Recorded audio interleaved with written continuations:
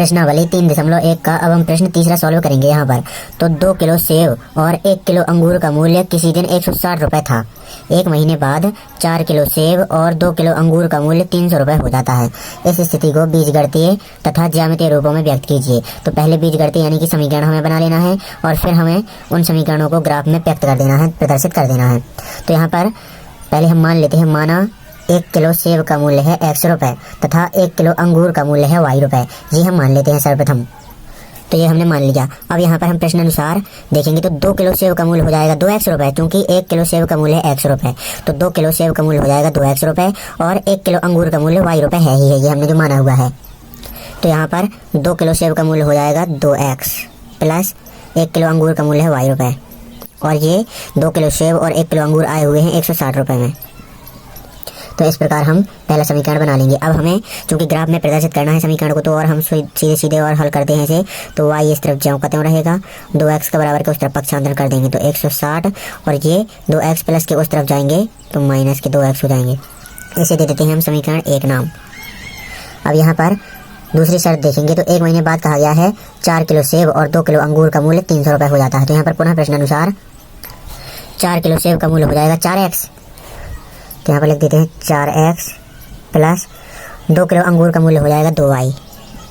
क्योंकि 1 किलो अंगूर का मूल्य है y, तो 2 किलो अंगूर का मूल्य हो जाएगा 2y, और ये आए हुए हैं 4 किलो सेब और 2 किलो अंगूर 300 रुपये में।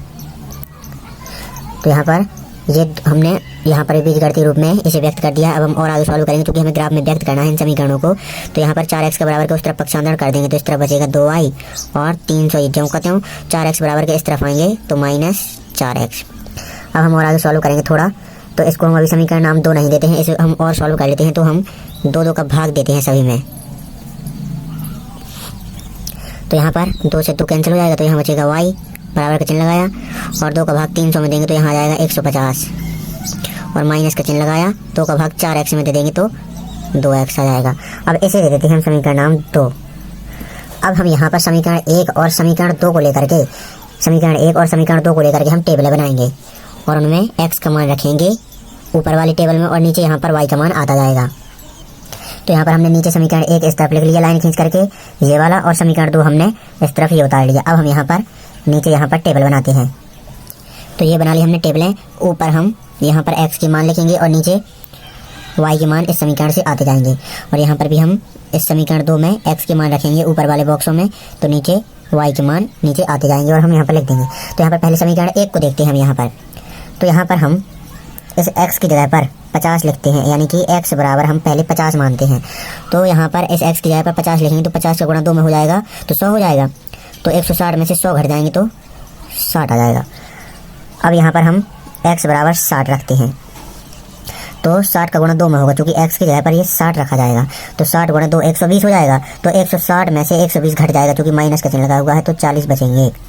अब यहाँ पर x की जगह पर हम 70 लिखेंगे, x बराबर हम 70 मानेंगे, तो 70 का गुणा 2 में होगा तो 140 हो जाएगा, और 160 में से 140 ही घटेंगे तो 20 आ जाएगा। इस प्रकार हमें x के मान रखना है। ये हम मान सुविधा अनुसार रखते हैं, यानी कि ग्राफ वाले पेज में हम पर अच्छी तरह से प्रदर्शित करना आ जाए। अब यहाँ पर भी ये सेम टू सेम मान नहीं रखने होते, कुछ भी रख सकते हैं, लेकिन हम जो ये प्रश्न 3 है इसमें हम सेम टू सेम मान ही रख देंगे, क्योंकि इससे हमें बहुत ही अधिक सरलता होगी ग्राफ में प्रदर्शित करने में। तो यहाँ पर x बराबर 50 लिखते हैं हम, यानी कि x बराबर 50 मानते हैं हम। तो यहाँ पर x की जगह पर 50 रखेंगे तो 50 का गुणा 2 में होगा तो 100 हो जाएगा। तो 150 में से 100 घट जाएंगे तो 50 आ जाएगा। अब x बराबर हम 60 रखेंगे, तो अब हम यहाँ पर x बराबर 60 रखा हमने, तो 60 का गुणा 2 में होगा तो 120 आ जाएगा, और 150 में से ये 120 घट जाएगा तो 30 आ जाएगा। अब यहाँ पर x की जगह पर 70 रखेंगे हम, x बराबर 70 रखेंगे तो 70 का गुणा 2 में होगा तो 140 हो जाएगा, 150 में से 140 घट जाएगा तो 10 आ जाएगा। ये बिल्कुल सरल ही सिंपल मैथ है, इसमें कोई आपको रफ कार्य में बताने की कोई ज़रूरत नहीं है। यहाँ पर इस प्रकार ये टेबलें बन जाएंगी। अब इन टेबलों को हम ज्यों कहते हैं ग्राफ वाले पेज में उतार लेंगे, और चूंकि यहाँ पर देखेंगे x अक्ष पर अधिकतम है 70, और जो कि धन के हैं, यहाँ पर ऋणात्मक कोई है ही नहीं है संख्या, और यहाँ पर y अक्ष पर है अधिकतम 60। तो यहाँ पर x अक्ष पर अधिकतम 10-10 के अंतर से हम 70 तक लिख लेंगे, और y अक्ष पर भी हम 10-10 के अंतर से 70 तक लिख लेंगे, क्योंकि यहाँ पर ऋणात्मक है नहीं है, तो ऋणात्मक हमें लिखने की कोई ज़रूरत नहीं है ग्राफ में। तो ये इस प्रकार हमें ग्राफ बना लेना है। जो एक्स अक्ष धनात्मक है ये हमने 70 तक यहाँ तक दर्शा दिया है इसमें, और वाई अक्ष ऊपर की ओर धनात्मक है ये भी हमने 70 तक ही लिख दिया है यहाँ पर। जो एक्स अक्ष ऋणात्मक है ये हमने यहाँ पर -10 तक ही, क्योंकि यहाँ पर माइनस संख्या है ही नहीं है कोई दर्शाने के लिए। और वाई अक्ष जो ऋणात्मक है ये भी हमने माइनस ज़्यादा नहीं लिखा है क्योंकि है ही नहीं है यहाँ पर संख्या ऋणात्मक में। तो अब हम यहाँ पर दर्शाते हैं इन टेबलों के बिंदुओं को। तो यहाँ पर पहले जो समीकरण 1 से टेबल बनी थी ये ऊपर वाली टेबल, इसके बिंदुओं को क्रमित युग्मों को हम यहाँ पर दर्शाते हैं। तो एक्स अक्ष पर देखेंगे हम 50 और वाई अक्ष पर देखेंगे 60, जो कि धन धन के ही हैं। तो एक्स अक्ष पर हम 50 देखेंगे तो ये रहे, और वाई अक्ष पर 60 देखेंगे तो ये रहे। तो यहाँ से हम क्षैतिज चलेंगे और यहाँ से हम ऊर्ध्वाधर चलेंगे, तो यहाँ पर मिल जाएगा बिंदु 50,60 क्रमित युग्म। अब हम एक्स अक्ष पर देखेंगे 60, तो ये रहा एक्स अक्ष पर 60, और वाई अक्ष पर देखेंगे हम 40, तो वाई अक्ष पर 40 ये रहा। तो यहाँ से हम क्षैतिज चलेंगे और यहाँ 60 से हम ऊर्ध्वाधर चलेंगे, तो यहाँ पर मिल जाएगा बिंदु 60,40 क्रमित युग्म 60। यहाँ से हम ऊपर की ओर आएंगे एक्स अक्ष से, और 40 हम वाई अक्ष से क्षैतिज चलेंगे। अब यहाँ पर एक्स बराबर हम 70, तो एक्स अक्ष पर हम 70 देखेंगे तो ये रहा, और वाई अक्ष पर देखेंगे हम 20, तो 20 ये रहा। तो यहाँ से हम क्षैतिज चलेंगे और 70 से हम ऊर्ध्वाधर चलेंगे, तो यहाँ पर मिल जाएगा बिंदु 70,20 क्रमित युग्म 70,20 यहाँ पर मिल गया। अब इन तीनों बिंदुओं को मिलाते हुए हम सरल रेखा खींच देते हैं। तो यहाँ पर समीकरण 1 में जो बिंदु थे क्रमित युग्म थे उनको तो हमने इस ग्राफ में दर्शा दिया। अब समीकरण 2 से जो टेबल बनी थी अब इसके बिंदुओं को हम ग्राफ में दर्शाएंगे। तो यहाँ पर x बराबर देखेंगे हम 50, एक्स अक्ष पर हम 50 देखेंगे तो ये रहा, और वाई अक्ष पर भी 50 देखेंगे। यहाँ पर 50 है, ध्यान दीजिएगा। तो एक्स अक्ष पर 50 ये रहा और वाई अक्ष पर 50 ये रहा। तो यहाँ से हम क्षैतिज चलेंगे और यहाँ से हम ऊर्ध्वाधर चलेंगे, तो यहाँ पर बिंदु मिल जाएगा 50,50 क्रमित युग्म यहाँ पर मिल गया। अब हम यहाँ पर देखेंगे क्रमित युग्म 60,30, तो 60 देखेंगे हम एक्स अक्ष पर तो ये रहा, और वाई अक्ष पर देखेंगे 30, तो ये रहा 30। तो यहाँ से हम क्षैतिज चलेंगे और इस 60 से हम ऊर्ध्वाधर चलेंगे, तो यहाँ पर मिल जाएगा बिंदु 60,30 क्रमित युग्म 60 ऊपर की ओर चले और 30 हम क्षैतिज चले।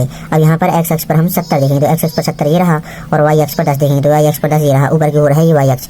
तो यहाँ से हम क्षैतिज चलेंगे तो यहाँ पर मिल जाएगा बिंदु 70,10 क्रमित युग्म। अब हम इन तीनों बिंदुओं को मिलाते हुए सरल रेखा खींच देते हैं। तो इस प्रकार हमें इस प्रश्न को बीजगणितीय तथा ज्यामितीय रूप में व्यक्त कर देना है। ज्यामितीय रूप यानी कि ग्राफ में व्यक्त करना है। तो यहाँ पर नोट कर लीजिए आप इस प्रश्न को अच्छी तरह से।